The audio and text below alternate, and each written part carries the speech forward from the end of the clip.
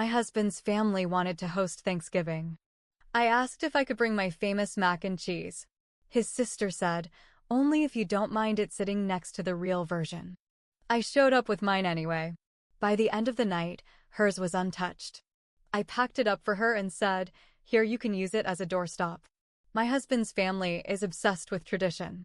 Every year, they do Thanksgiving at his parents' house in Richmond, Virginia. Same menu. Same table setup. Same everything. It's not even potluck style. Usually, his mom and sister do most of the cooking, and everyone else just brings wine or desserts. So when I married into this family, I was ready to just play along. I didn't want to rock the boat. But I also love cooking. I've been perfecting my mac and cheese recipe for years. It's not from a box, not just cheddar and noodles. It's rich, creamy, has a crunchy top with herbed breadcrumbs, and I use a blend of cheeses like smoked Gouda, sharp white cheddar, and a touch of cream cheese to make it silky. People rave about it. The first 2 years, I didn't offer to bring anything besides wine. I kept it easy. Just smiled and nodded when Jessica, my husband's sister, talked about how her secret family recipe, mac and cheese, was the best in Virginia. Whatever. I didn't care. But last year, I thought, you know what? Let me be part of this more than just showing up with Pinot Grigio. So I sent a message in the family group chat about 2 weeks before Thanksgiving. Hey, would it be okay if I brought my mac and cheese this year? It's a hit at every gathering, and I'd love to share it with you all. I waited. The first few replies were polite. MIL. Oh, that sounds delicious. Husband's cousin. Yum. Love mac and cheese. Then, Jessica. Sure. Only if you don't mind it sitting next to the real version. I read that twice. I stared at it, thinking, what the hell is the real version? Are we 5 years old? Who even says that? My husband saw it too and just raised his eyebrows. I didn't reply right away. I wasn't trying to start drama. But my blood was boiling. Like, girl, you're threatened by mac and cheese? I eventually responded with, no worries, I'll bring it. More options are never a bad thing. No reply after that. She didn't even like the message. So fast forward to the night before Thanksgiving. I spent hours making this dish. I grated the cheese by hand. I made the roux from scratch. I layered everything, added breadcrumbs, baked it until it was bubbling with that perfect golden brown top. It smelled like heaven. We got to his parents' house around 1 p.m. Jessica was already there, in the kitchen, stirring something aggressively on the stove. She barely said hello. I walked in with my dish and placed it on the warming tray next to hers. Now listen. I'm not even being petty. But side by side, hers looked like cafeteria food. Pale yellow, kind of mushy, and dry around the edges. Mine? You could see the gooey layers of cheese and crispy topping. It was night and day. Dinner time comes. Everyone's lined up buffet style in the dining room. Turkey, stuffing, green beans, mashed potatoes, gravy, cranberry sauce, and the 2 mac and cheese dishes. I didn't say a word. I just watched. And y'all, people went in on my mac and cheese. Like, generous scoops. I watched cousins take second helpings. People were complimenting it left and right. This is amazing. OMG, who made this? Best mac and cheese I've had in a long time. My mother-in-law asked me for the recipe. Someone even said it tasted like it came out of a gourmet restaurant. Meanwhile, Jessica's dish? Barely touched. I think 2 people took a tiny scoop, and it sat there, drying out and looking sad. The best part? At one point, someone asked Jessica, did you make the mac and cheese? And she had to awkwardly say, no, mine's the one in the corner. After dinner, as people started lounging and cleaning up, I walked over to the kitchen. Jessica was standing at the counter, quietly scraping the edge of her casserole dish. I picked up her tray, smiled, and handed it to her. Here, take it home. You can use it as a doorstop. Her face. Priceless. She didn't say anything. Just blinked at me. My husband was across the room watching, and I could feel him trying not to laugh. And that was it. I didn't raise my voice. I didn't start anything. I just let my mac and cheese speak for itself. Later that night, My husband told me she called him rude and disrespectful for letting me show off. He told her she brought food like everyone else. If you're mad hers got eaten, that's not her fault. To this day, Jessica hasn't directly spoken to me since. And honestly, I don't care. I've got the recipe, the confidence, and the satisfaction of knowing her real version got bodied by mine in front of the whole family. So, the next morning, I woke up feeling pretty good. I didn't mean to humiliate Jessica, but I wasn't about to feel bad for simply existing and bringing good food. My husband was sipping coffee at the kitchen table and scrolling through his phone. "Babe," he said, "you might want to stay off Facebook for a while." I raised an eyebrow. "Why?" He handed me his phone. Jessica had made a public post, not in the family group, but on her actual timeline, visible to everyone. It said, "Nothing worse than someone trying to hijack family traditions for attention. Some people can't just enjoy the holidays without turning it into a competition. Anyway, store-bought cheese and drama don't belong on the Thanksgiving table." I read Jessica's post 3 times. My hands started shaking not out of fear, but from pure rage. Hijack family traditions? Store-bought cheese? First of all, my mac and cheese was 100% homemade, from scratch. And second, who publicly calls someone out without saying their name, thinking nobody would catch on? Everyone knew who she meant. It didn't take long. Her cousin Rachel commented under the post, "Are you talking about my name, S mac and cheese?" Because that was fire, LOL. A few more comments followed. Some subtle, some not. People were laughing. Others were tagging me. One even said, "I hope the real version wasn't the dry one in the corner." Because yikes.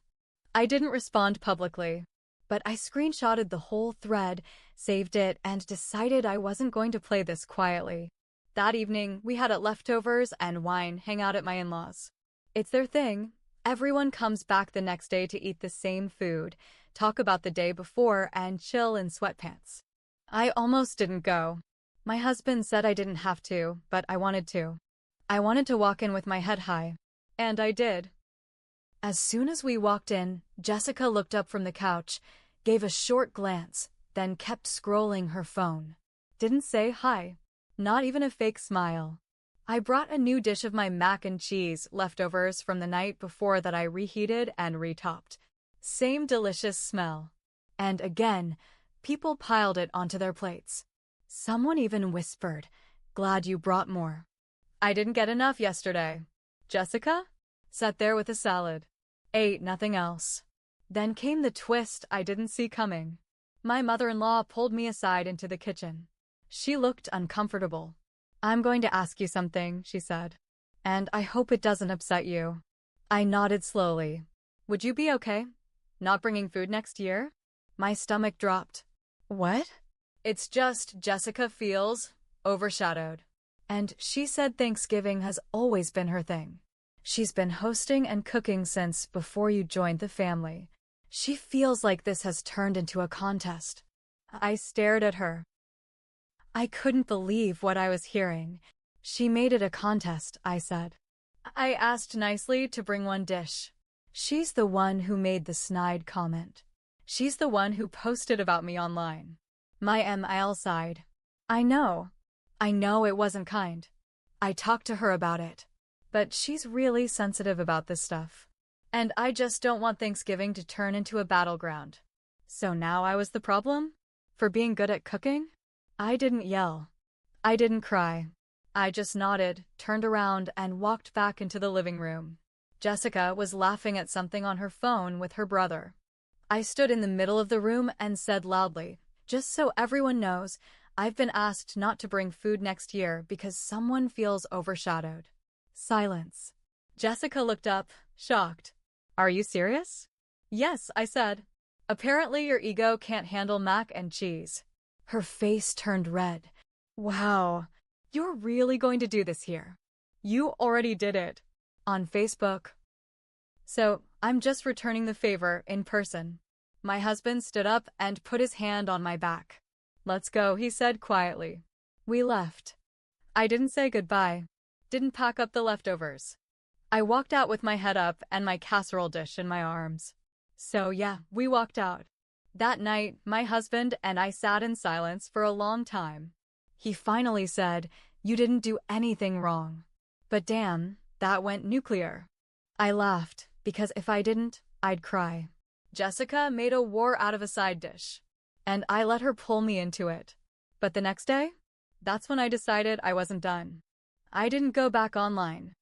I didn't post anything shady or start drama in public. No, I went quiet, which, honestly, is worse.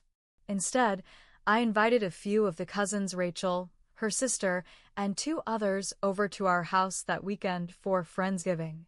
I told them it'd just be food, drinks, and no drama.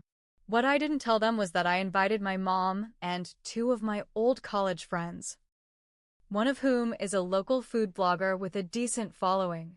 I made a full spread. Mac and cheese, roasted lamb, herb butter rolls, wine pairings, fall-themed desserts. The works. We had a blast. Laughed all night. And yes, we posted pictures. Lots of them.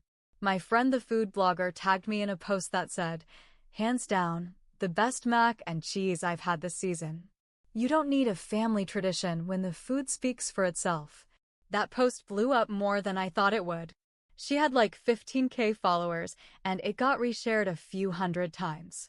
Suddenly, strangers were commenting things like, "Drop the recipe," and "I saw this drama from Reddit, is this the dish?" It got so much traction that my inbox started filling up. People asking for my recipe. One small local magazine even asked to feature it in their holiday spread. I said yes. Jessica lost it. She texted my husband directly, paragraphs full of rage. "So now your wife is trying to be famous off Thanksgiving?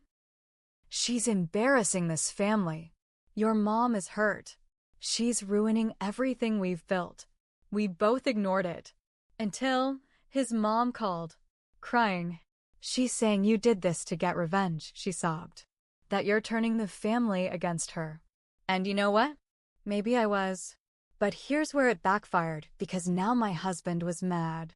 Not at me. At all of them. "This is insane," he told his mom. "You're blaming me because Jessica's food wasn't good and she got her feelings hurt? That's not our fault. That's hers. And if you don't start holding her accountable, we're done showing up." Silence. She didn't know what to say. We skipped Christmas that year. Jessica's post got taken down a week later. No apology. No text. But the family never fully recovered. And here's my mistake. I'll admit it. I let the petty win. I didn't have to host that Friendsgiving. I didn't need to go public. I did it because it felt good to win. But winning didn't feel great for long. Now holidays are weird. Half the family doesn't talk to me. Some still do, quietly, behind Jessica's back. My husband's relationship with his mom is strained. The cousins miss us, but they stay out of the drama. As for Jessica, she stopped hosting Thanksgiving. Apparently, she moved it to a private event with only a few family members. Small, quiet, and, according to Rachel, dry as hell. Nobody talks about the real version of anything anymore.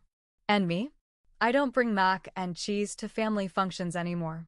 I cater it for other families, because that magazine feature turned into catering gigs. I didn't plan to start a side business, but I leaned into it. Now every fall I take orders, bake trays, and drop them off to homes around Richmond. People love it. I even got a few wedding requests. I never speak Jessica's name again, and she never says mine. But last week, someone sent me a screenshot from her new Facebook bio. It says, "Just a girl who loves cooking and keeping family traditions alive," with a link to her new blog. She started a food blog. I checked it once out of curiosity. She posted a new mac and cheese recipe. It had smoked Gouda, sharp cheddar, herbed breadcrumbs, and cream cheese. Sound familiar? No credits.